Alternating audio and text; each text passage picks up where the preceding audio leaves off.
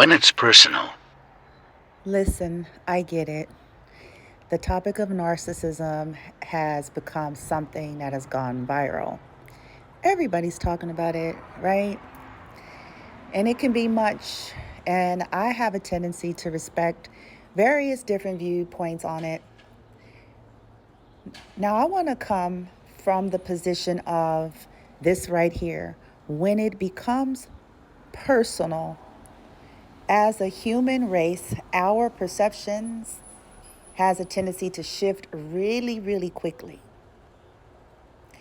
What I also want to say about what we've come to know and understand about narcissism and other issues that go along with severe narcissism is it is a spectrum and a range. It's not a one size fit all. Okay, not all narcissism hits to the severity of certain experiences. And with that being said, there's going to be a range of experiences, right? So, not everybody has experienced the same thing as it pertains to narcissistic abuse or being around narcissistic types. Now, let me give an example. Some may have had the bad but milder side of narcissism, which includes somebody was just withholding, maybe a little bit of financial abuse, stingy, maybe a little bit of mental control, things of that nature. Now, when we get into psychopathy, sociopathic, Machiavellianism, this is where you get the Lifetime movie, kind of experiences. The single white female from back in the 90s and the Fatal Attraction movie from back in the 80s and Misery from back in the 80s, where now this becomes something very, very serious in nature. It's all serious. It all has an effect on your health and well-being. But not everyone's experience has gone that far. But when it does, for those that have experienced this to that degree, see, there's a concern about overgeneralizing and calling these individuals, demonizing them, and that is an issue, isn't it? But to me, that's more a problem when we're equating people are demonizing people based on religious beliefs and labels and do's and don'ts. But even still, recognizing mental illness, not all mental illness, people with mental illness, not all mental illnesses are pushing people to do harm, physical harm, beat up people, rape people, rob people, right? Literally attempting to unaliven people. Okay? When you look at that form of narcissism, which is chances are it's paired with psychopathy and sociopathy and Machiavellianism, if you make this personal, what are your thoughts and your feelings? And that's what I'm inviting the world to do. Because in theory, yes, we can sit and say, can't we all just get along? Everybody's human. Anybody can heal. Love, love, love. I'm kind of one of those persons. But see, the thing about healing is it's a choice. The government can't make a person do it. The parole officer can't make a person do it. The church can't make a person do it. With these kinds of issues, the only thing that they help these people do is to fake good and hard enough to get the certificate to convince people that they have. Because healing is still a choice, and it is a lifelong journey in these cases.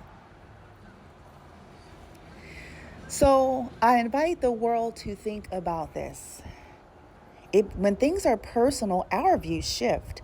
If we ourselves are somebody that's near and dear to us, if it was your child, if it was your, husband and wife, if it was someone that matters to you that suffered at the hand of someone with severe criminally insane NPD, in other words, they attempted to unaliven them. They tried to poison them. They tried to make them sick. They tried to ruin their lives. What are going to be your initial thoughts and feelings? And even past the initial, what are your thoughts and feelings about this individual?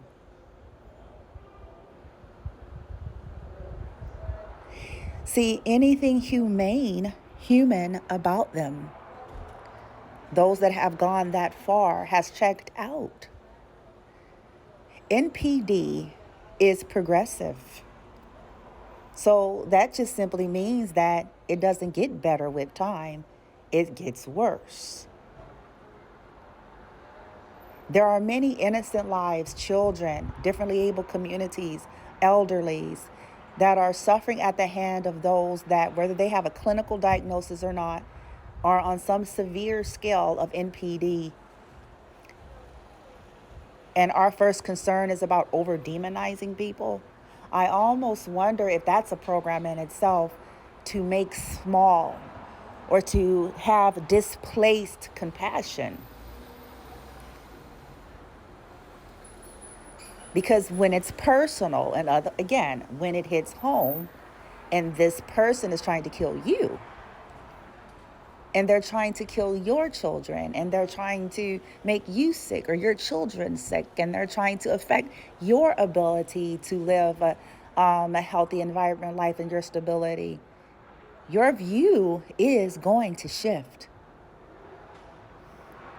Most of the time when you hear us talk like the more kumbaya approach is because maybe our experience hasn't been that severe. Maybe somebody just was cheating on us and lying to us and playing hand games with us. Maybe they were a little bit of verbally abusive. And since we haven't experienced the severity of they were literally trying to take your life and literally trying to take your children's life. Until this is why I try the best I can to advise folks like, listen, have our opinions, but honey, if you haven't had to literally live exactly what someone's living, it's usually a reason someone is demonizing these types.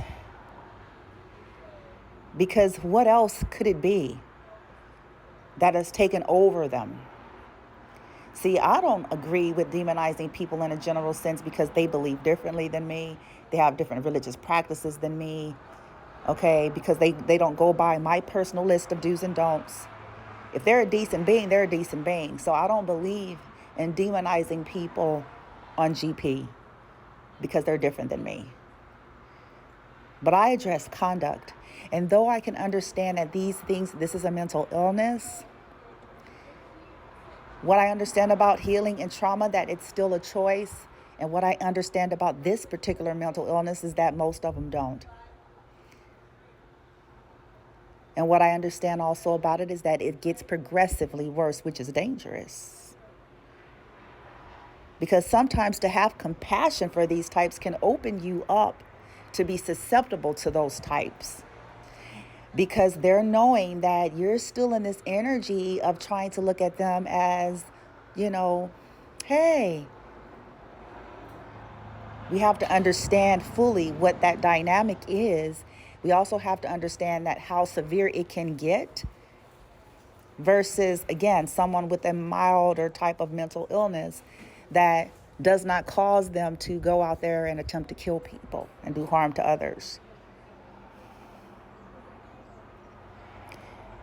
So I just advocate for any of us to try to stay Switzerland and neutral and understand that, you may not know the story as to why someone is demonizing a population because they could have barely escaped, could have had to fight for their lives literally because people like that were trying to literally unaliving them. It's no room to have a lot of compassion for those types. That's just my opinion. I personally feel like the compassion needs to go to those who are constantly the target of that kind of energy. And it almost sometimes to me feel like a spit in the face to the targeted population because it's like, are you kidding? People are worried about making sure to be compassionate to lives that seem to have no regard for life. It's time for us to become balanced in this and understand that once things become personal, we have a tendency to change our perception and our view.